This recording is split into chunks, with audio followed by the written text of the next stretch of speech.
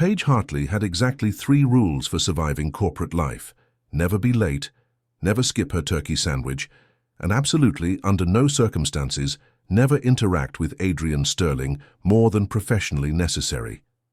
The first 2 were easy. The third was becoming increasingly impossible. She stood in the coffee line at 7:45 a.m. sharp, same as every morning for the past 2 years at Sterling Capital, clutching her reusable cup and trying very hard not to think about the fact that her boss made her physically shiver whenever he walked past her desk. Which was ridiculous. She was a 27-year-old senior financial analyst with an excellent track record, not some swooning intern who couldn't handle proximity to an attractive man. Except Adrian Sterling wasn't just attractive. He was devastatingly, annoyingly, impossibly perfect in a way that made her want to throw her meticulously organized spreadsheets at his stupidly handsome face. "Earth to Paige," Lila's voice cut through her spiral. Her best friend appeared beside her, graphic designer badge swinging, expression far too amused for this early in the morning. "You're doing that thing again." "What thing?" Paige adjusted her glasses, a nervous habit she'd never quite broken. "The thing where you stare into space and your jaw gets all tight, and I know you're thinking about him." Lila grabbed a stirrer, twirling it like a conductor's baton. "So, how was the date last night?" Paige groaned. "Terrible. Define terrible." He chewed with his mouth open. Lila's eyes widened. "No." "Yes, like a cow. Her very loud cow." Paige moved forward in line, grateful for the distraction. "I couldn't even look at my pasta." Deal breaker. Absolute deal breaker. Paige reached the counter, ordered her usual black coffee, extra hot. "I have standards." "Standards?" Lila repeated, barely containing her laughter. "Right, because you're so reasonable about men." "I am perfectly reasonable." "Paige, you once rejected a guy because he used the wrong "you're" in a text. Grammar matters." They moved to the pickup counter, and Paige felt her shoulders start to relax. This was normal. This was safe. Coffee, Lila, the familiar rhythm of Monday morning before the chaos of... "Speaking of standards," Lila said, voice dropping to a conspiratorial whisper, "you know who has impossibly high standards?" Paige's entire body went rigid. "Don't." "Your boss." "Lila." "The iceberg himself. Adrian Sterling." Lila leaned in, grinning like a cat with cream. "Does he still make you all twitchy?" "He does not make me twitchy." Paige grabbed her coffee the second it appeared, fingers wrapping around the cup like a lifeline. "I am a professional." So professional that you literally trembled when he walked past your desk yesterday." It was cold. It was 78 degrees, in summer, in New York. Lila crossed her arms, eyebrow raised in challenge. "Try again." Paige felt heat creep up her neck. Several people in line were starting to glance their way, and she lowered her voice to an urgent hiss. "Can we not do this here? Please." "Why not?" "Afraid someone will overhear that you have a massive crush on—" "I do not have a crush!" The words came out louder than intended, much louder. Heads turned. Paige felt her face go nuclear. "I mean, fine. Yes. He makes me feel things, okay?" Lila's eyes lit up with unholy glee. "What kind of things?" "Irritating things. Annoying things." Paige gestured wildly, coffee sloshing dangerously close to the rim. "He's cocky and arrogant and so unbelievably sarcastic that I want to scream every time he opens his mouth."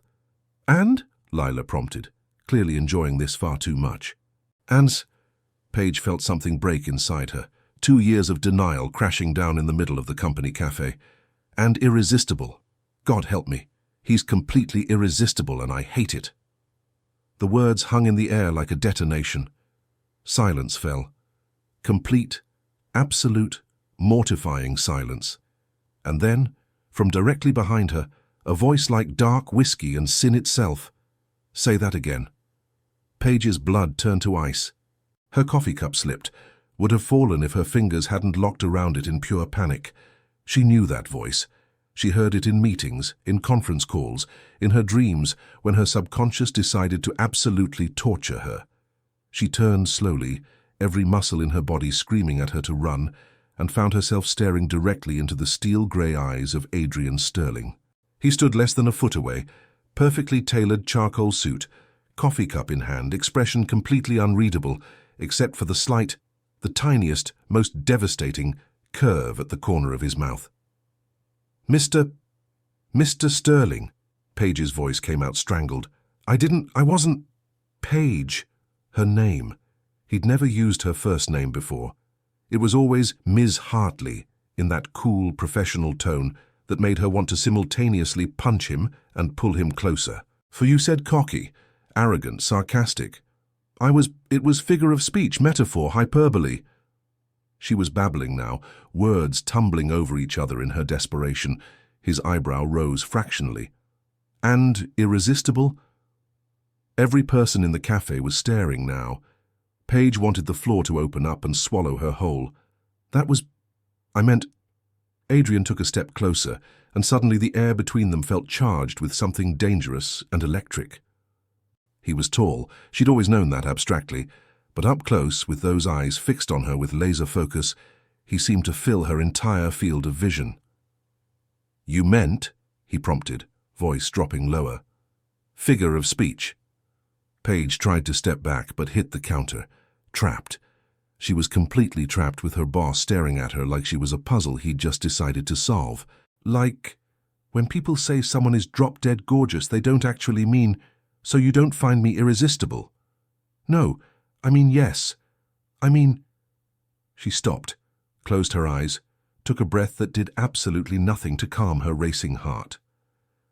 "Can we pretend this conversation never happened?" "No." Simple. Direct. Absolutely devastating. His lips curved into something that wasn't quite a smile, but made her knees feel suspiciously weak. "I don't think we can." Lila had disappeared. Traitor. Paige was alone in this nightmare, with Adrian Sterling standing so close she could smell his cologne, something expensive and woodsy that made her head spin, and looking at her like he'd just discovered something fascinating. "My office," he said finally. 9 a.m. We need to discuss this." "Discuss what?" Paige heard her voice climb an octave. "There's nothing to discuss. I was venting to my friend about general workplace frustrations." That's not what it sounded like. He picked up the coffee the barista had just set down, his movements precise and controlled. 9 a.m., Ms. Hartley. Don't be late." He walked away, and Paige sagged against the counter, every ounce of strength leaving her body. Her phone buzzed. Lila from somewhere in the cafe. "Girl, you are so dead." But also, that was amazing. Paige didn't respond. She couldn't. Her brain was too busy replaying every mortifying second. Adrian's expression when she'd said, "irresistible," the way his voice had dropped when he'd said her first name. She made it to the bathroom on autopilot, locked herself in a stall, and let her head fall against the cool metal door. Her phone kept buzzing. Lila, relentless. "Breathe. Maybe he just wants to discuss work." Paige typed back with shaking fingers. "He smiled, Lila." The iceberg smiled. "Is that bad? It means he's planning something. Probably my public humiliation, or termination, or both, or..." He liked what he heard. Impossible. She emerged from the bathroom at 8:55, having checked her appearance 17 times. Hair in its usual tight bun. Check. Glasses clean. Check. Conservative blouse buttoned to the throat. Check. Dignity. Utterly destroyed, but she was working with what she had. The 20th floor was different from her usual 15th. Quieter. More intimidating. All dark wood and floor-to-ceiling windows with views of Manhattan that probably cost more than her annual salary. Adrian's secretary, an elegant woman in her 50s who terrified most of the junior staff, looked up as Paige approached. "Ms. Hartley, he's expecting you. Go right in." The door was solid mahogany, the nameplate gleaming. Adrian Sterling, CEO. Paige raised her hand to knock, then paused. She could still run. Fake a sudden illness. Move to Canada. Change her name and start a new life as a sheep farmer. She knocked. "Come in." He stood by the windows back to the door, hands in his pockets. The morning light turned his dark hair almost black, outlined his shoulders in gold. He didn't turn when she entered, and somehow that was worse than if he'd been staring at her. "Close the door, Paige." She did, heard the lock click with a finality that made her pulse spike. "Sit." She sat in one of the leather chairs facing his massive desk, perched on the edge like she might need to bolt at any second. Finally, after what felt like an eternity, he turned, looked at her with those grey eyes that seemed to see straight through every defense she'd ever built. "So," he said, moving to lean against the desk, close enough that she had to tilt her head back to maintain eye contact. "You think I'm irresistible." Paige opened her mouth, closed it, tried again. "I think we should focus on work. The Morrison account needs—" "Answer the question." That wasn't a question. It was a statement. Technically, his lips twitched. "You're stalling. I'm being professional." "No." He crossed his arms, and she tried very hard not to notice how the movement made his shoulders even more prominent. "You're being a coward. You said I was irresistible. Did you mean it? It was taken out of context. What context would make it less damning?" Paige shot to her feet, suddenly furious. 2 years of avoiding him, of keeping every interaction carefully professional, and he was going to make her spell it out. "Fine, yes, you're attractive, okay? You're stupidly unfairly attractive and you know it. Everyone knows it. The whole office talks about how you're impossible and cold and perfect, and I hate that you make me—" She stopped, breathing hard. "Make you what?" His voice had gone quiet, dangerous in a way that made her skin prickle. "Feel things," she finished weakly. "Things I don't want to feel, for my boss, for someone who's completely wrong for me." Silence. Adrian studied her for a long moment, expression unreadable. "Then, I have a proposal. If it involves me resigning, go out with me." Paige blinked. "What?" "Dinner, tomorrow night. You and me." He said it like he was discussing a merger, calm and businesslike. "We acknowledge this tension, address it, prove it's just curiosity, then we move on. That's—" She stared at him, looking for any sign that he was joking. "That's insane. It's logical. It's a terrible idea. Why? Because you're my boss. Because everyone will talk. Because—" She stopped, the real reason catching in her throat. "Because," he prompted. "Because what if it's not just curiosity?" The words came out barely above a whisper. "What if dinner doesn't fix it?" Something flickered in his eyes, too fast to identify. "Then we deal with that when we get there." Paige shook her head, backing toward the door. "No, absolutely not. I'm not going out with you." "Why not?" "Because a year ago you destroyed my presentation with sarcasm so brutal I cried in the bathroom for an hour." Her hand found the door handle. "I swore that day I would never, ever let you have that kind of power over me again." She yanked the door open, fled before he could respond, his voice following her down the hall. "This conversation isn't over, Miss Hartley." But it had to be. It absolutely had to be. Because if it wasn't, Paige was terrified of what might happen next. Chapter 2. Accidental Proximity. Paige spent the entire next day avoiding Adrian Sterling with the dedication of someone dodging a natural disaster. She took the stairs. She ate lunch at her desk. She arrived at 7 a.m. and planned to leave at exactly 5:45 p.m., 15 minutes before their supposed discussion that she absolutely was not attending. The plan was flawless. Paige loved flawless plans. At 5:43 p.m. she grabbed her bag, powered down her computer, and made it to the elevator bank without incident. The doors opened immediately. A miracle. She stepped inside, pressed the lobby button 17 times for good measure, and watched the doors start to close with blessed relief. A hand shot through the gap. The doors bounced open. Adrian Sterling stepped inside. "Going down?" he asked pleasantly, as if he hadn't just completely destroyed her escape plan. Paige pressed herself against the far wall. Yes, obviously, that's what elevators do." "Running away from something." He pressed the button for the lobby, even though it was already lit. His sleeve brushed her shoulder, and she felt that touch like an electric shock. "No, just leaving on time like a normal person with normal working hours." At 5:45, when we had a meeting at 6. I don't recall agreeing to that meeting. I recall telling you we weren't finished. He turned to face her, and in the small space he seemed impossibly large. You ran away. I didn't run, I walked. Briskly. His lips curved. You ran. The elevator descended smoothly. 18th floor, 17th. Just a few more seconds, and she'd be free. The elevator jerked, stopped.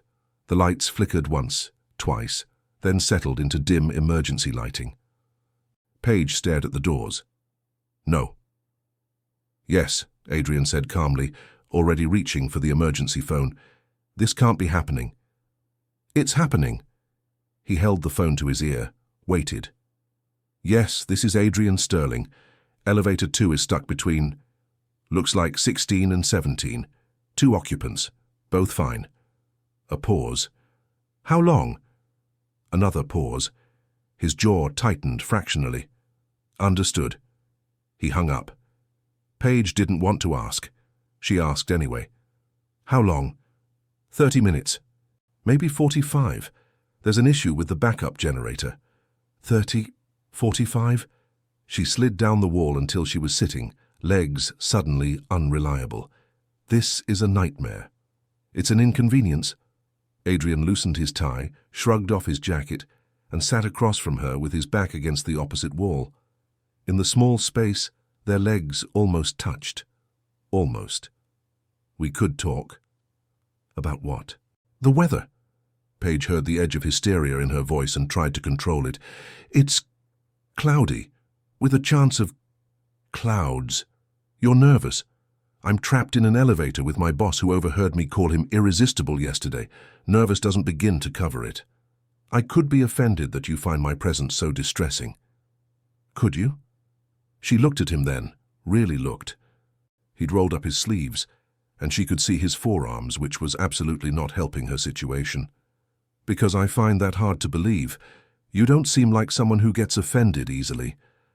I don't. He studied her with that unnerving intensity. But you're not most people. What's that supposed to mean? It means you're the only person in this building who argues with me, who pushes back, who looks at me like I'm both the best and worst thing that could happen to you. He leaned forward slightly. It's, refreshing. Paige's heart was doing something acrobatic in her chest. I don't look at you like that. You do. Yesterday, in my office, when you said, "What if it's not just curiosity?" His voice dropped lower. You looked at me like you were terrified I might agree with you. Because you're impossible. The words burst out of her. You're cold and sarcastic, and you eviscerated my presentation a year ago and made me cry, and now you're asking me to dinner like that never happened. Silence fell between them, heavy and charged. You cried. Adrian's expression shifted, something that might have been regret flickering across his face. For an hour in the third-floor bathroom, Lila had to bring me tissues and chocolate. I didn't know. Of course you didn't. You just delivered your feedback and walked away. She pulled her knees up, wrapped her arms around them. Do you even remember what you said? Every word. He ran a hand through his hair, disrupting its perfection. I said your financial projections were overly optimistic. Your market analysis lacked depth, and your presentation skills needed significant improvement. You said I was painfully naive about real-world applications. Paige's voice went flat. In front of the entire senior team. I did. He held her gaze. And 6 months later, you presented the Morrison account analysis that was so thorough, so perfectly executed, that I had nothing to criticize. You'd improved every single thing I mentioned. Paige blinked. You remember that? I remember everything about you, Paige. The way he said her name made something low in her stomach tighten. The turkey sandwich you eat every day. The blue pen you've used for 3 years. The fact that you check your email 47 times a day. He tilted his head. I counted. Why would you count? Because I can't stop watching you. The admission hung between them like a confession. I've tried. For 2 years, I've tried to ignore how you make me feel off balance. How you're too organized and too literal, and you don't understand sarcasm, and it drives me insane because somehow—" He stopped, jaw tight. "Somehow that makes me want you more." The air in the elevator had become thick, hard to breathe. Paige stared at him, her carefully constructed defenses crumbling. "You can't just say things like that." "Why not?" "Because," she gestured helplessly, "because you're you, the iceberg. You don't do feelings. I don't show them doesn't mean I don't have them." He shifted closer, just inches now. "Especially about you." The elevator jolted. Lights flickered back to full brightness. The descent resumed with a mechanical hum. Paige scrambled to her feet as the doors opened on the lobby, Adrian rising more slowly behind her. "This conversation," she started. "Isn't over," he finished. "My place, tomorrow, 7 p.m. I'll text you the address." "I never gave you my number." "I'm CEO. I have access to employee records." He stepped past her into the lobby, then turned back. "Wear something comfortable." "And, Paige?" "What?" His smile was dangerous and promised things that made her shiver. "Don't run this time. I'll just find you." He walked away, leaving her standing in the elevator bay, heart racing, mind spinning, and absolutely certain that she was in serious trouble. Her phone buzzed. "Unknown number tomorrow, 7 p.m. Don't make me come get you." As Paige stared at the message, then at Adrian's retreating figure, she was definitely going. And that terrified her more than anything. Chapter 3. The Fake Boyfriend. Paige woke up Saturday morning to 17 missed calls from her mother and an email with the subject line, "Family dinner Sunday. Bring your boyfriend." She stared at her phone screen, dread pooling in her stomach like cold coffee. 3 months ago, in a moment of weakness during her mother's relentless "When are you settling down?" interrogation, Paige had invented a boyfriend, just to buy some peace. Some breathing room. She'd planned to break up with imaginary boyfriend eventually, stage a clean exit, return to blessed singleness. She had not planned on her mother demanding to meet him. "Lila," Paige said into her phone 15 minutes later, still in pajamas, hair everywhere. "I'm going to die." "Dramatic," Lila's voice came through on speaker, accompanied by the sound of coffee brewing. "What happened?" "My mother wants to meet my boyfriend, the boyfriend that doesn't exist, at Sunday dinner tomorrow." Oh no. "Oh yes." Paige fell back on her bed. "I need a fake boyfriend in 24 hours, or my mother will literally never let me live this down. She'll tell everyone. Aunts, cousins, that lady from church who always asks invasive questions." "Ask Adrian." Paige shot upright. "What? Your hot CEO boss who's obsessed with you. Ask him." "Are you insane? I can't ask Adrian Sterling to pretend to be my boyfriend for my family." "Why not?" "He's perfect. Rich, gorgeous, successful. And my boss, and impossible, and—" Paige stopped. "Wait. How do you know he's obsessed with me?" "Paige, the whole office knows. The man watches you like you're the only person in the building." Lila's tone turned sly. "Plus, didn't he literally trap you in an elevator yesterday and confess feelings?" "He didn't trap me. The elevator malfunctioned." "Uh-huh. Convenient." Paige ignored that. "I'll ask Derek from accounting. He's nice. Boring but nice." She asked Derek at noon. He said yes immediately with an enthusiasm that made her instantly regret the decision. "This is going to be great," Derek beamed. "I'll pick you up, bring flowers, do the whole thing properly. It's fake, Derek, just for one dinner." "Right, fake. Got it." He winked. Actually winked. "See you Sunday, girlfriend." Paige wanted to throw herself into the Hudson. Monday morning, she was stress-eating her turkey sandwich at her desk when a shadow fell across her keyboard. "Derek Paulson from accounting." Adrian's voice made her jump, nearly choking on bread. "Interesting choice." She spun around. He stood there in a navy suit that probably cost more than her car, expression unreadable but eyes sharp. "How do you—" "I hear things." He perched on the edge of her desk, too close, invading her carefully maintained personal space. "Family dinner Sunday. You need a fake boyfriend." That's private information." "Derek tells everyone everything. He announced it in the break room." Adrian's jaw tightened almost imperceptibly. He's a terrible actor. And boring. He's nice. Nice isn't convincing. Your family will see through him in 10 minutes. He looked at her then, really looked. I'll do it. Paige's brain short-circuited. You'll... What? Fake boyfriend. Sunday dinner. I'll go. He said it like he was proposing a business merger, calm and decisive. I'm significantly more believable than Derek. Why would you? Because Derek is wrong for this, and because I want to. His lips curved slightly. Unless you're afraid to spend an evening with me pretending to date. The challenge in his voice made something competitive spark in her chest. Fine. But we need rules. And a story. And coffee. Now. We'll strategize. He stood, already walking toward the elevator. Coming, Hartley. She grabbed her bag and followed, ignoring Lila's thumbs up from across the room. They ended up at the cafe where this whole mess had started. Paige ordered her usual. Adrian got an Americano and pulled out his phone, opening a notes app with the efficiency of someone planning a corporate takeover. How we met, he said without preamble. Work is too obvious. The elevator incident, he glanced up. Technically true. Paige felt her cheeks heat. Fine, elevator, how long have we been dating? 3 months matches your timeline with your mother. How do you know about... I pay attention, he typed something. Your favorite food? You know that already.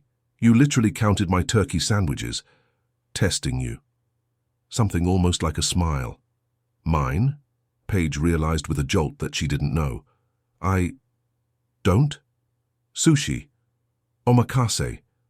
No wasabi. He watched her face. You should know these things if we're dating. This is insane. This is thorough. He locked his phone. One more thing. We need to be... believable. Meaning? Meaning I'm going to touch you, hold your hand, act like someone who's dating you. His gaze intensified.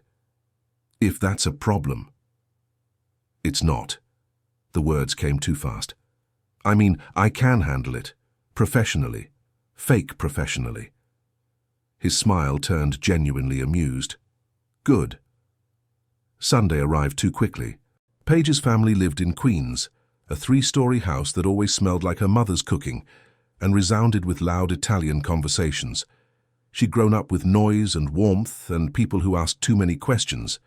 Adrian picked her up at 5, driving a sleek black car that probably cost more than her parents' house. He'd dressed down, relatively, in dark jeans and a fitted Henley that did absolutely nothing for her blood pressure. Ready? He asked. No? But let's do this anyway. Her mother opened the door before they reached it, her face lighting up. Paige, and you must be... Oh my God! She stared at Adrian like he'd descended from heaven. You didn't say he was this gorgeous. Mom! Paige wanted to dissolve. Maria Hartley! Adrian shook her hand, producing flowers, seemingly from nowhere. Roses, elegant and expensive. It's wonderful to finally meet you. Paige talks about you constantly. Paige did not talk about her mother constantly. She barely mentioned family at work. But her mother was beaming, already ushering them inside. Dinner was chaos. Her father, quiet and observant, shook Adrian's hand with the grip of someone testing. Her brother Tyler circled like a suspicious shark. Aunts and uncles crowded around, firing questions, and Adrian handled it perfectly. He complimented the food, laughed at her uncle's terrible jokes, answered questions about his work with just enough detail to sound successful without being pretentious. And he touched her. Casual brushes of fingers, a hand on her lower back, his thumb tracing circles on her palm under the table that made her forget how to breathe. So, Tyler said during dessert, eyes narrowed, how did this happen? You and my sister? Adrian didn't hesitate. Elevator got stuck at work. We were trapped for 45 minutes. Best 45 minutes of my life. He looked at Paige, and something in his eyes made her stomach flip. I'd been watching her for months, too afraid to approach. The universe gave me a chance. I took it. The table went silent. That's... Her mother's eyes were misty. That's beautiful. He's the CEO, Tyler said suddenly. Sterling Capital. You're her boss. The temperature dropped 10 degrees. I am. Adrian's voice went cool, professional. Which is why we kept this private until we were certain. Isn't that a conflict? Her father asked quietly. It would be if it wasn't real. Adrian met her father's gaze steadily. If I wasn't absolutely serious about your daughter. Paige's heart stopped. He sounded so convincing, too convincing. After dinner, her mother cornered her in the kitchen. Paige Marie Hartley, that man is in love with you. Mom, it's new. I see the way he looks at you. Like you hung the moon. Her mother squeezed her hand. Don't let this one go. In the car afterward, silence stretched between them. Adrian drove smoothly through Queens traffic, heading back toward Manhattan. Your family is, he started. Overwhelming? Warm. His voice went soft, loud, chaotic, real. A pause. I grew up in foster care, orphanage until 16. Never had. He gestured vaguely. That. Paige's chest tightened. Adrian, I'm not asking for pity. Just explaining why tonight was... He pulled over, parked on a quiet street, turned to face her. Why it meant something. It was fake.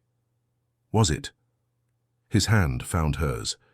Because it didn't feel fake to me. Your mother asking about my childhood. Your father testing whether I'm good enough. Tyler protecting you. Your family including me like I belonged there. His thumb traced her knuckles. None of that felt fake. Adrian? She couldn't breathe properly. What are we doing? I don't know. Honest. Raw. But I don't want to stop. They sat there, hands linked, city lights reflecting off the windshield. Paige knew she should pull away, should maintain distance, should remember all the reasons this was complicated. Instead, she squeezed his hand back.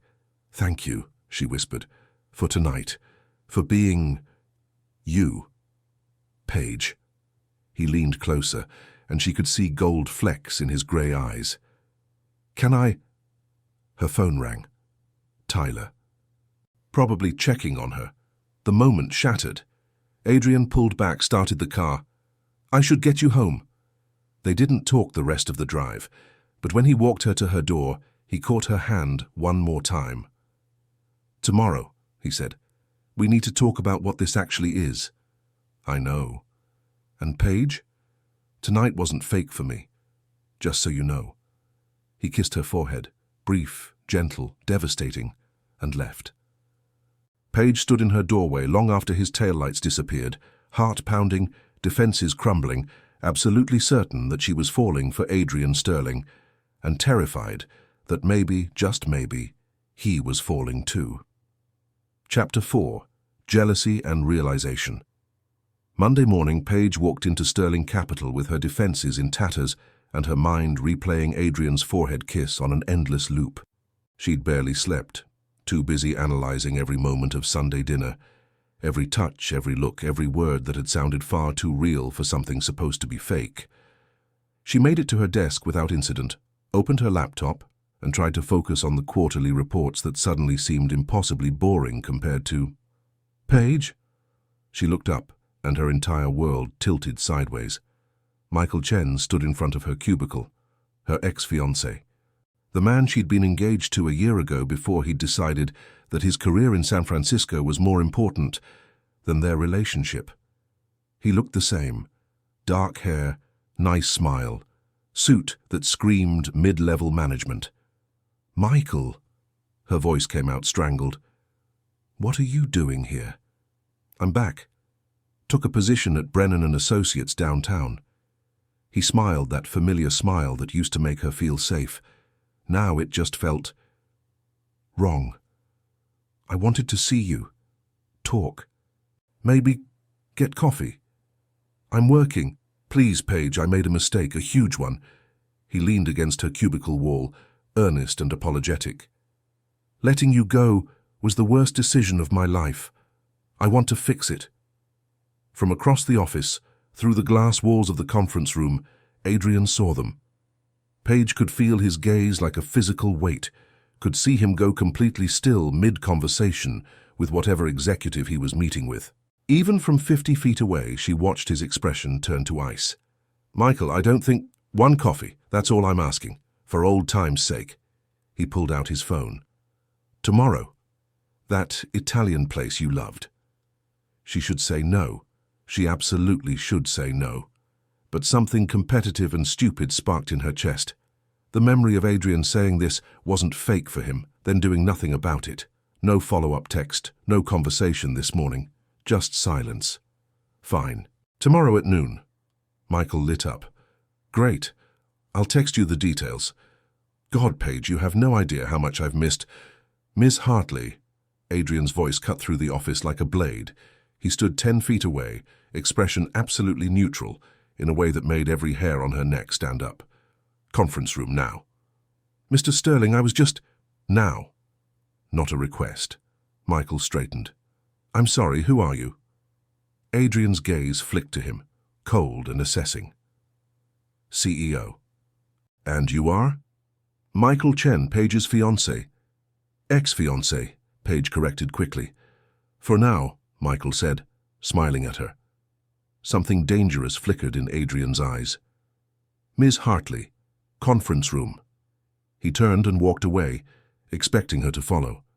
Paige shot Michael an apologetic look and hurried after Adrian, her heart hammering against her ribs. The conference room door closed behind them, with a decisive click. Adrian stood at the window, hands in his pockets, every line of his body radiating tension. "Ex-fiancé," he said finally, voice perfectly controlled. "It was a year ago. He wants you back." Not a question. He said, "I saw how he looked at you." Adrian turned, and his expression made her breath catch. "And I saw you agree to coffee." "It's just coffee. Nothing is just anything with an ex." He took a step toward her. "Are you considering it?" "Taking him back?" Paige's anger flared. "That's none of your business." "Isn't it?" Another step. "After last night? After your mother asking about wedding dates? After I told you it wasn't fake for me? You said that, and then nothing. No text, no call, no— Because I was giving you space." His control cracked slightly. "Because I terrified you by moving too fast and I was trying to be patient." "Well, maybe I don't want patient." The words exploded out of her. "Maybe I want someone who actually fights for—" A knock on the glass interrupted them. Adrian's assistant, apologetic smile mouthing, "Your 10 a.m. is here." Adrian's jaw tightened. "We're not finished." "Seems like we are." Paige grabbed her laptop and left before he could respond, shaking with adrenaline and confusion, and feelings she didn't want to name. At 2 p.m. everything got worse. Paige was delivering reports to Adrian's floor when she saw them through his office window. A woman, stunning, tailored suit, glossy black hair, sitting in the chair Paige had occupied during their conversation. The woman laughed at something Adrian said, leaned forward, touched his arm. Paige froze in the hallway. "That's Veronica Zhang," someone whispered beside her. Lila had appeared like a mind-reading ninja. Potential investor, very rich, very interested in more than just business, from what I've heard. "Good for her," Paige said flatly. "You're literally turning green."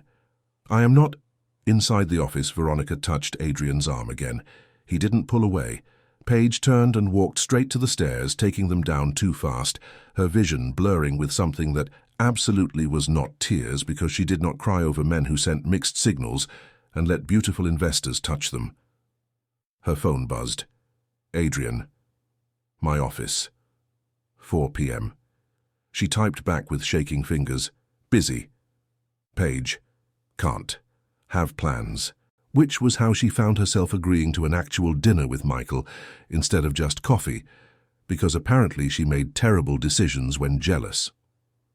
Tuesday evening, Paige sat across from Michael at Marcello's, the Italian restaurant they'd frequented when they were together.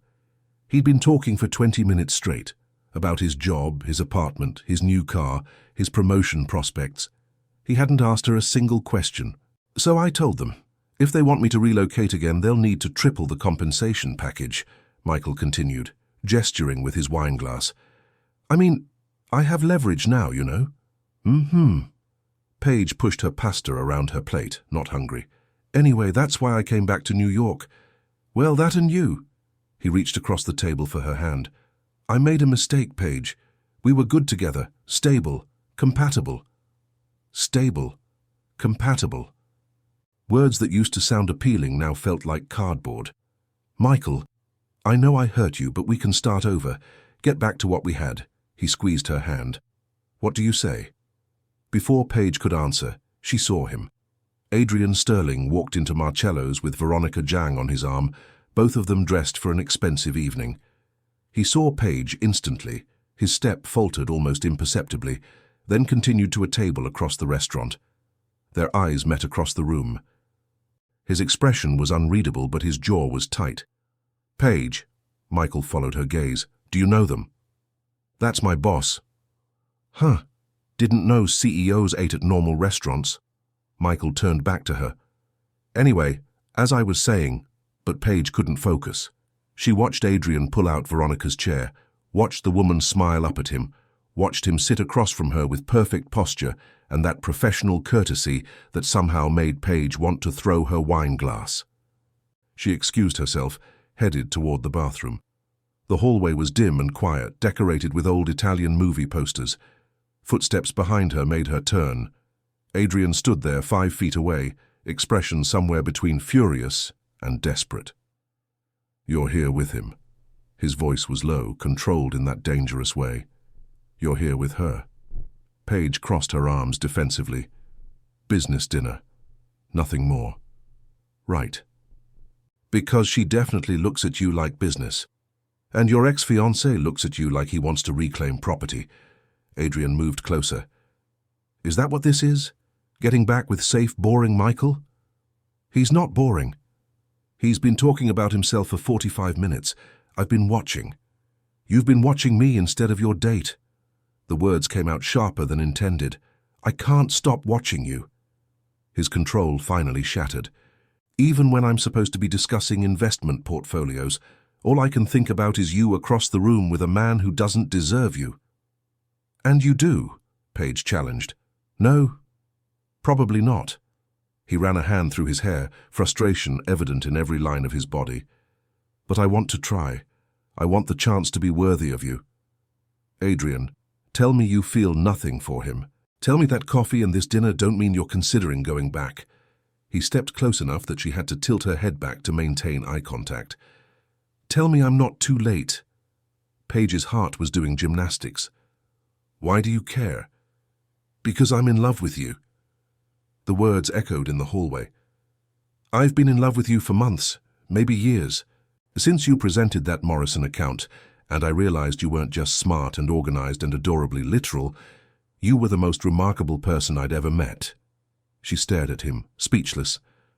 So yes, Adrian continued, voice rough. I care if you're having dinner with your ex. I care if you're considering giving him another chance. I care about every single thing you do, because you've completely ruined me for anyone else. Paige struggled for words. Michael just told me we were stable and compatible. Stable and compatible. Adrian's expression turned incredulous. That's what he said. Yes. And what did you say? Nothing yet. Because... She took a breath. Because all I could think about was you. How you make me feel anything but stable. How you make me angry and frustrated and scared and excited all at once. Her voice dropped. How being with you feels like standing too close to a fire, dangerous and thrilling and absolutely nothing like compatible. Something shifted in his expression. Paige, he noticed, you know, Michael. He said I never looked at him the way I look at you. She laughed, a bit hysterical. With fear and hope at the same time, he said. And how do you look at me? Like you're going to break my heart. Honest, raw, and like I'm going to let you anyway. Adrian closed the remaining distance between them, hands framing her face. I won't break your heart, I promise you. You can't promise that. Then I promise I'll try not to, every day, for as long as you'll let me. His thumb traced her cheekbone. Go back to your table. Tell him you're done, that you've moved on, that you're with someone else. Am I? Her voice came out breathless. With someone else. Yes, Absolute certainty. You're with me. You have been since that elevator got stuck. Probably before that, if I'm honest. He leaned his forehead against hers. Say yes, Paige. One real date. No fake boyfriends, no business dinners, just us. Please. She should be reasonable, should think this through, should remember all the complications. Instead, she whispered, yes. His smile was brilliant, transformative. Finally. But you have to end your dinner too. Already texted my assistant. Fake emergency. He pulled back slightly, eyes dancing. Veronica's very understanding. You planned this? I planned for every contingency the moment I saw you with him. Adrian's hand found hers, fingers interlacing. Now go break up with your ex, I'll wait. We're not... Paige stopped, laughed. Okay, give me 5 minutes. She returned to the table where Michael was scrolling through his phone. He looked up, smiled. Feeling better? Michael, I can't do this. His smile faded. What? You and me, starting over. I can't. She sat down, tried to find the right words. A year ago, you leaving broke me, but it also freed me, and I've changed. I'm not the same person who wanted stable and compatible. Paige, I'm seeing someone. She glanced toward where Adrian waited in the hallway, barely visible. And I know it's complicated and probably a disaster waiting to happen, but I can't pretend I feel something I don't. Not for you, not anymore. Michael followed her gaze, saw Adrian. Understanding dawned on his face. Your boss, the CEO. Yes, you're in love with him. Paige opened her mouth to deny it, then stopped. I think I am. Maybe I have been for a while. To her surprise, Michael smiled, sad but genuine. You never looked at me like that. Like he's terrifying and wonderful at the same time. I'm sorry, don't be. He signaled for the check. I hope he knows how lucky he is. And Paige, for what it's worth, I think you're braver than I ever was. He left, and Paige sat alone for a moment, processing what she'd just done. Then she looked toward the hallway. Adrian was waiting. He'd always been waiting. She stood and walked toward her future, terrified and exhilarated, and absolutely certain. For the first time in her carefully organized life, Paige Hartley was taking a chance on chaos, and it felt perfect. Chapter 5. The Real First Date and Forever. Adrian took her to Brooklyn. Not to some Michelin-starred restaurant or exclusive rooftop bar, but to a food truck festival along the waterfront, where fairy lights strung between posts and live music drifted through the summer air. This is... Paige looked around, surprised. Not what I expected. You hate fancy restaurants. You told Lila that 6 months ago in the elevator. He guided her toward the trucks with a hand on her lower back. I listen. Apparently you listen to everything. Only when it comes to you. He stopped at a truck advertising gourmet sandwiches. Turkey, right? Extra lettuce, no tomato, wheat bread? Paige's heart did something complicated in her chest. You really do pay attention. To everything about you. He ordered, paid, then led her to a quiet spot overlooking the water. I've wanted to do this for 2 years. Take you somewhere real, no pretense, just us. They ate sitting on a bench, watching boats drift past. Adrian told her about growing up in foster care, moving between homes, never feeling like he belonged anywhere. Paige shared her fears about being too organized, too literal, too much of everything that made people leave. I love that about you, Adrian said quietly. The way you organize everything. How you take things literally. How you've used the same blue pen for 3 years because it works, and why change what works? He turned to face her. You're not too much. You're exactly right. Even when I drive you crazy, especially then. Music started playing nearby, a small band setting up for the evening. Adrian stood, held out his hand. Dance with me. Here? In front of everyone? Everywhere. I don't care who sees. His smile turned challenging. Unless you're embarrassed to be seen with your cocky, arrogant boss. Paige took his hand. You forgot irresistible. Did I? He pulled her close, one hand on her waist, the other holding hers. Remind me. You're irresistible, she whispered. Devastatingly, impossibly, annoyingly irresistible. That's better. He leaned down, lips brushing her ear. "Can I kiss you now? For real? Not on the forehead like some gentleman I'm pretending to be. Please." He kissed her under the Brooklyn sky, soft and slow and perfect. Fireworks exploded overhead, actual fireworks for the 4th of July celebration she'd forgotten about, and they both laughed against each other's lips. "Dramatic timing," Paige managed. "I planned it." At her look, he grinned. "I didn't plan it, but I'm taking credit anyway." Monday morning, they arrived at Sterling Capital together. Adrian parked in his reserved spot, came around to open Paige's door, took her hand as they walked into the building. Every head turned. "They're staring," Paige whispered. "Let them." He pressed the elevator button, completely unbothered. "I'm not hiding you. Not anymore." The email went out at 9 a.m.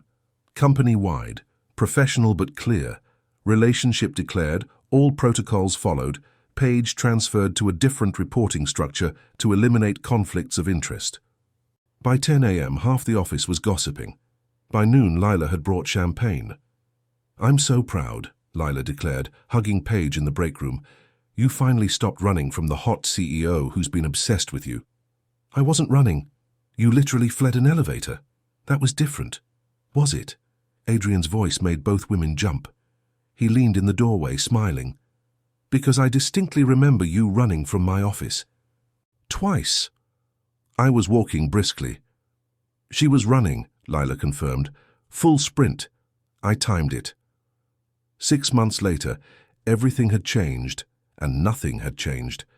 Paige still ate turkey sandwiches, still used her blue pen, still checked her email exactly 47 times a day. But now Adrian brought her coffee every morning, kissed her in the elevator when no one was looking, and had learned to appreciate her organizational systems even when they drove him slightly crazy. They'd navigated the complications. Office gossip faded. Paige excelled in her new role, VP of Strategic Operations, a position she'd earned through merit, not relationship. Adrian remained the iceberg to everyone except her. On a Tuesday afternoon, Paige entered Adrian's office for what she thought was a routine budget meeting. Instead, she found him standing by the window, hands in his pockets, looking nervous in a way she'd never seen. "Adrian?" "Are you?" He turned, dropped to one knee, and Paige forgot how to breathe. "No," she whispered. "Yes." He pulled out a small velvet box. "I had a whole speech prepared, about how you organize my life, how you make me better, how I can't imagine existing without you." He opened the box, revealing a simple, perfect diamond. "But all I really need to say is, Paige Hartley, will you marry me?" "This is insane." "Completely." "You're proposing in your office." "During work hours. Where we started. Where you called me irresistible without knowing I could hear." His eyes were soft, vulnerable. "Where I've watched you for 2 years, falling more in love every single day." "People will talk." "They already talk. Let them." He stayed on his knee, patient. "Marry me. Be my wife. Let me spend the rest of my life trying to deserve you." Paige looked at this man, her boss, her boyfriend, her best friend, her everything, and felt something settle in her chest, something right. "Yes, obviously yes." He stood, slid the ring on, kissed her like they weren't in a glass office where anyone could see. She kissed him back, not caring. His intercom buzzed. "Mr. Sterling, your 3 p.m. is cancelled," they both shouted, then dissolved into laughter. 1 year later, Paige sat at her own desk. VP had its perks, arranging her pens by color. A framed photo sat beside her computer, Adrian and her at the cafe where everything started. And a small plaque, gifted by Lila, cocky but irresistible since day one. Adrian appeared in her doorway. "Lunch?" "Always." "Turkey sandwich?" "You know me so well." He crossed to her desk, kissed her properly. "Mrs. Sterling." "I'm keeping Hartley at work." "I know. VP Paige Hartley sounds better anyway." He tugged her to her feet. "Come on, I'm taking my wife to lunch." As they walked through the office, hand in hand, Paige thought about that morning in the cafe 2 years ago, when she'd called him cocky and arrogant and irresistible, when he'd overheard everything. Best accident of her life. "What are you smiling about?" Adrian asked in the elevator. Just remembering how this started. Me mortifying myself. You being impossible. And now? Now you're still impossible, but you're mine. Always was, he said, kissing her temple. You just took forever to realize it. The elevator doors opened, and they stepped into their future together, organized and chaotic, professional and passionate, perfect in their imperfection. Exactly as it was always meant to be. The end.